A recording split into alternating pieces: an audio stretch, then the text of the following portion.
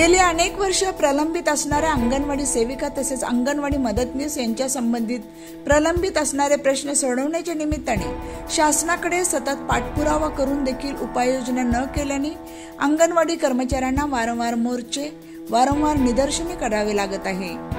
सांगली जिल्ह्याचे युवा नेते तसेच पलूस कडेगाव मतदारसंघाचे विद्यमान आमदार डॉक्टर विश्वजित कदम बाळासाहेब यांच्या नेतृत्वाखाली महाराष्ट्र राज्यातील अंगणवाडी सेविका व मदतनीस यांच्या मानधनवाढ, पेन्शन, ग्रॅज्युटी अशा विविध प्रलंबित मागणीकरता कर्मचारी संघ कडेगाव तालुका यांचा महामोर्चा मुंबईसाठी रवाना झाला।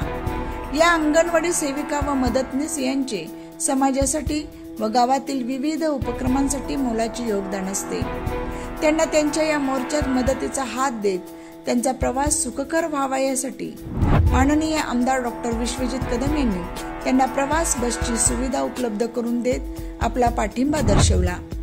याचा शुभारंभ पलूसचे नेते माननीय महेंद्रप्पा लाड तसेच कडेगाव तालुक्याचे युवा नेते हर्षवर्धन कदम यांच्या हस्ते करण्यात आला।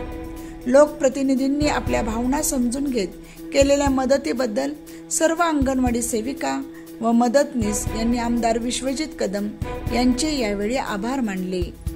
आज आम्ही आमच्या अंगणवाडीच्या आंदोलनासाठी मुंबई येथे चाललेलो आहे।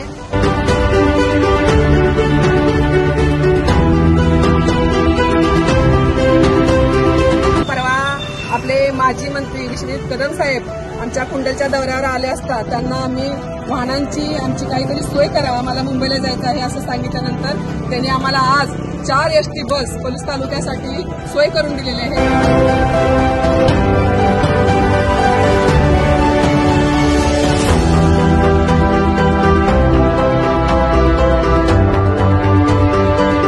त्याचबरोबर कडेगावला सुद्धा त्यांनी 2 बस दिलेल्या आहेत। त्यामुळे बाळासाहेबांचे आणि आमच्या महेंद्रप्पांचे मी मनपूर्वक आमच्या संघटनेच्या वतीनं आभारी आहे।